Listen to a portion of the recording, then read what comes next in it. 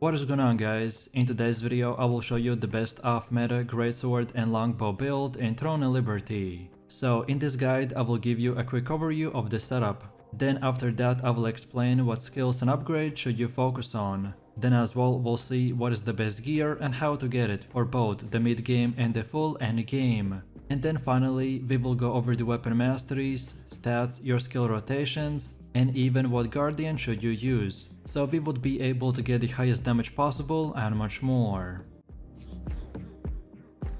This setup has recently been getting attention across all regions by having strong AoE control and mobility. This build of course is very off meta and more testing is needed to confirm its effectiveness in all forms of combat, although it's quickly proving to be a very strong option, particularly in PVE. Most players like to build around strong AoE stuns, with skills like the Stunning Blow, Gaia Crash and the Guillotine Blade. The Greatsword and Bow is capable of quickly bursting down targets, with initial melee damage from the Greatsword, while the Longbow is used for buffs and passives that increase your overall damage. Overall, this is a very powerful new build that is a good choice for dungeons and that's pretty good for PvP as well. So let's move over to the setup. For the choice of weapons we are going with the Greatsword and the Longbow. And first of all we have our skills. So for defensive skill we use the Iron Point Parry, while for active skills we get the Nature's Blessing, Alien Brawl, Stunning Blow, Ascending Slash, Guillotine Blade, Dead Blow, Gaia Crash, Willbreaker, Deadly Marker, Da Vinci's Courage, Ensnaring Arrow and the Blitz. As you can see from the gameplay, I don't have all of the same skill icons on my bar. It is because the skill icons will change depending on our specialization setup. So the Dead Blow will change his icon from the sword to a glowing soldier, and the Willbreaker icon will change from the sword to an AoE soldier. Then for passives, we want to go with the Victor's Morale, Vital Force, Cold Warrior, Robust Constitution, Rapid Fire Stance, Steady Aim, Devoted Shield and the Raging Frenzy.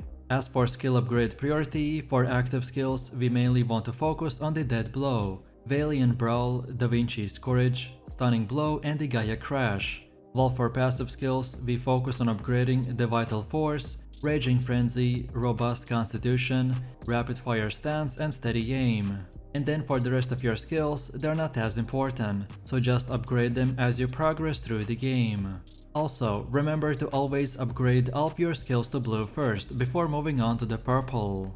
Next we have skill specialization, and for the Nature's Blessing don't select anything. For Valiant Brawl get the Cruel Smite and damage increase. For Stunning Blow get the damage increase and the hit chance increase. Then for Ascending Slash get the damage increase and cooldown reduction. Then for Guillotine Blade select the cooldown reduction and AoE damage. Then for Dead Blow get all of these three, so charges damage, cooldown reduction and damage increase. Then for Gaia Crash get the attack speed and critical hit chance increase. Then for Willbreaker get the damage area change. Then for Deadly Marker get the hit. For Da Vinci's Courage select the duration increased, damage reduction and instant healing. Then for Ensnaring Arrow get the duration increase and the hit chance. And finally for Blitz select cooldown. Next we have the weapon mastery, and this is how it should look like for the bow. So take a look at the middle and get everything from the Harmonious Mind up until the Gale Arrowhead. And then now go to the bottom and get this entire row. And then again, this is how it should look like for the Greatsword. So this time get only the first node on the middle, and then now go to the bottom and get that entire row. And then finally go to the top and get everything from the ranged defense up until the Overcome Snare. Next let's take a look at our gear, and all of these items you can easily farm yourself, which means that I specifically found items that only require for you to grind specific spots, and not use auction house or go to field bosses if you don't want to. And also, if you're looking for leveling or farming gear setup, then I recommend for you to watch my leveling guides, which are already up on the channel. So first off, we are using the Carnix's Nether Bow, with traits like the hit chance, heavy attack chance and critical hit chance. All gear should be at its max level, and you can get it from the Death's Abyss. Next we have the Duke's Magnus Fury Warblade, with traits like the hit chance, heavy attack chance and critical hit chance. You can get it from the Butcher's Canyon. Next we have the elusive Hexweaver hat with magic evasion, melee evasion and cooldown speed. You can get it by defeating NPCs such as the Excavator 9 or the Worker Ant. Next we have the Deadeye's Cloak with mana regen, skill damage resistance and debuff duration. You can get it by defeating the Galu archers. Next we have the Heroic Tonic of the Resistance with mana regen, magic evasion and ranged evasion. You can get it by also defeating the Galu archers. Next we have the Gauntlets of the Field General with max health, ranged evasion and added attack speed. As we are using 2 pieces of the Imperator set, so you will get plus 150 heavy attack chance, and you can get it by defeating the Elder Eridus. Next we have the Ruthless Enforcer Leggings with max mana, melee evasion and ranged evasion. You can get it from the Precious Blessing pouch. Next we have Sabatons of the Field General with melee evasion, ranged evasion and movement speed. You can get it by defeating the Dark Wizard or the Berserk Dark Enforcer in the Shadow Crypt. Next up we have the Clasp of the Conqueror with max health, skill damage boost and buff duration. You can get it by opening Precious Accessory Chest. Next we have the Braces of the Primal King with max health, skill damage resistance and debuff duration. You can get it from the Cave of Destruction. Next we have the Violent Signet with max health, skill damage boost and buff duration. You can get it from the Cursed Wasteland.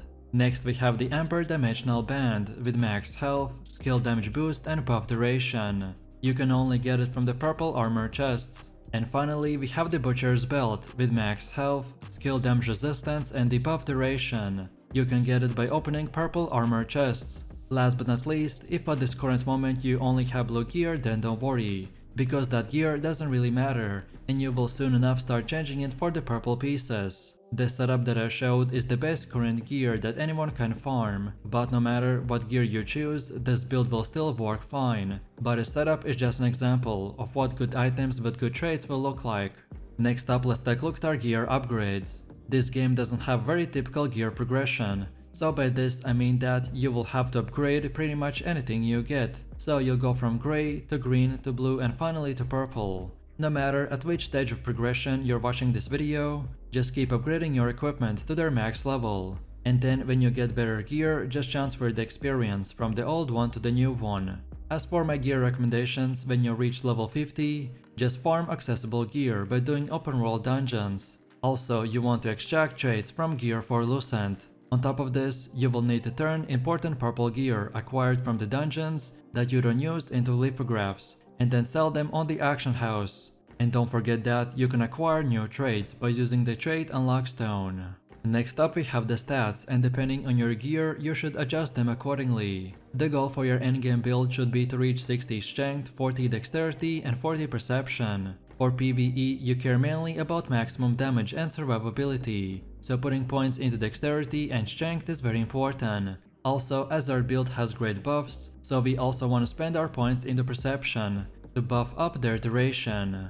Next we have our Guardian choice, and this creature is a special transformation that can add offensive or defensive buffs to your character for 30 seconds. And for our build we have the 2 best choices. The first option is the Shade Remnant Steno. This Guardian launches projectiles every second that can crit and heavy attack. This is the best Guardian for dealing damage, and as we already are quite tough, so getting easy DPS is a good choice. Or then the second option is also the Lady Knight Kamarshia. She offers vital defense with its shields, which is capable of absorbing your damage up to 50% of your max mana. This not only will help you to reduce incoming damage, but also accelerate your cooldown rate, enabling you to more frequently use your damage abilities. And now finally we have come to the gameplay. So the best DPS rotation is to start by activating Da Vinci's Courage to increase your health and improve your overall damage. Then next we use the Deadly Marker to debuff the target and increase the crit rate of our whole party. Next we follow that up with the Ensnaring Arrow to apply the Oppressed effect to the target and increase the crit rate again through the Steady Aim passive.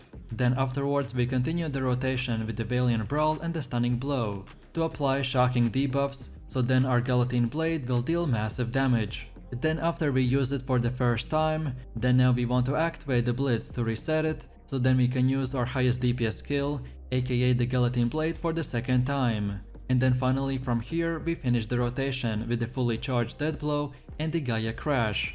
And now from here we just rinse and repeat. Also, as far as Nature Blessing goes, you need to communicate with your party when you use the skill, so then the staff users can also use the Inner Peace and quickly recover all of their mana. And finally, you want to use the Da Vinci's Courage as often as possible, so pretty much 24/7.